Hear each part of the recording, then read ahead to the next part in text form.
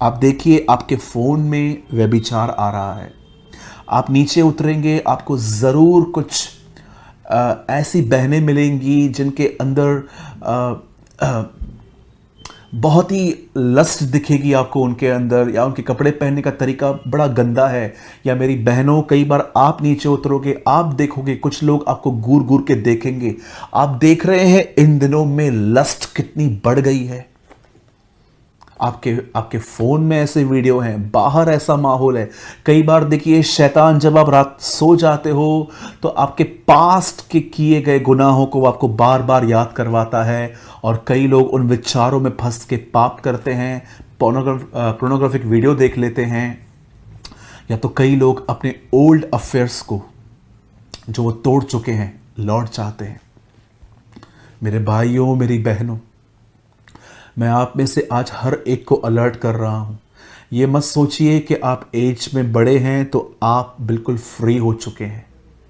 मैं आप में से हर एक को कहना चाहता हूं, ये एक ऐसा गुनाह है जो हमारे शरीर को बहुत पसंद है।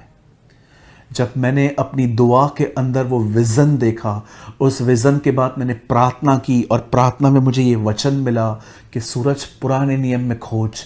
और जब मैं पुराने नियम में खोज रहा था तो मैंने क्या देखा, एक ही नगर था सदोम और अमोरा जो इसी तरह ख़त्म हुआ था, और प्रभु मुझे आज का मंज़र दिखा रहा था।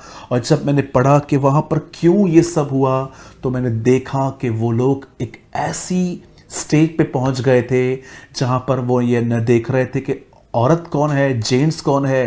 वो गंदे काम करते जा रहे थे, शारीरिक अभिलाषाओं में पड़ते जा रहे थे।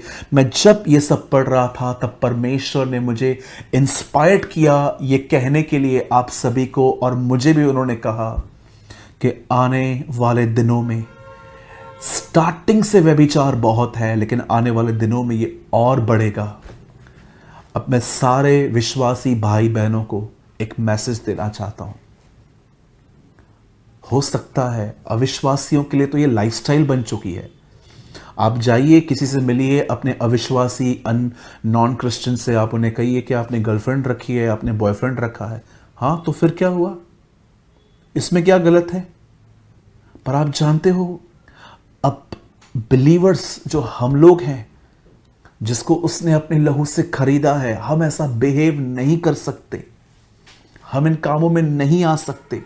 ये खुदा के खिलाफ है। मैं आप में से हर एक को कहना चाहता हूं, अगर आप में से कोई भी ऐसा है जो व्यभिचार से इन दिनों में लड़ रहा है, इन दिनों में आप पुराने ख्यालों से लड़ रहे हैं, या आप देख रहे हैं कि आप एक ऐसे ऑफिस में काम करते हैं जहां पर आपके इर्द गिर्द वुमेन्स हैं और आप टेम्प्ट होते हो, या आप एक ऐसी बहन हो कि आप दूसरों की तरफ अट्रैक्ट हो रहे हो, मैं आप में से हर एक को एक एडवाइस देना चाहता हूं। मेरे भाइयों, मेरी बहनों, परमेश्वर से अनुग्रह मांगे। वह अनुग्रह आपको स्वयं की इच्छाओं में मरने में मदद करेगा। आपने देखा वह पतरस जब विदाउट ग्रेस यीशु के साथ घूमता था, तब उसी पतरस जिसने यीशु से वादा किया था कि वो उसके साथ मरेगा और अगर जेल भी जाना पड़े तो भी चलेगा, लेकिन यही पतरस ये कह के वहां से भागा कि वो उसे नहीं जानता जब यीशु अरेस्ट हुआ। ये वह लाइफ है जो ग्रेस के साथ नहीं है, जब वो विदाउट ग्रेस, बगैर अनुग्रह के जी रहा था। लेकिन वही पतरस जब अनुग्रह में आया तो उसी ने सबको कहा कि तुमने उसे मारा है, उसका मैं गवाह हूं। अब ये पतरस बोल्ड हो गया, अब ये पतरस होशियार हो गया, अब ये पतरस साउंड माइंड हो गया। क्यों? क्योंकि अनुग्रह मिला। अनुग्रह ने उसे बोल्ड किया। अनुग्रह ही परमेश्वर की आज्ञाओं पर चलने में मदद करता है। हम लोग कई बार वचन सुनने के बाद डिसीजंस लेते हैं कि प्रभु बस मैं आखिरी बार पाप कर चुका हूं, अब मैं नहीं करूंगा, अब मैं उसका नंबर तक डिलीट कर दूंगा, मैं ये कर दूंगा, मैं वो कर दूंगा। नहीं हो पाता, स्वयं की ताकत से ये नहीं हो पाता। पौल कहता है उद्धार अगर व्यवस्था से होता तो मसीह का आना व्यर्थ था। आप जानते हैं, कई बार हम किसी बहन को देखते हैं या कोई बहन भाई को देखती है, कई बार हम किसी छूते नहीं हैं, हम टच नहीं करते, लेकिन कई बार हम अपने मन ही मन उन लोगों के प्रति गुनाह करते हैं, पाप करते हैं। यीशु ने कहा, अगर तुमने देखा और सोचा अपने मन में कुछ, तुम पाप कर चुके। आप सोचिए, आप अपने आप को टच करने से रोक सकते हो, लेकिन यहां पर आप खुद को कैसे रोकोगे? इसके लिए आपको परमेश्वर का अनुग्रह चाहिए।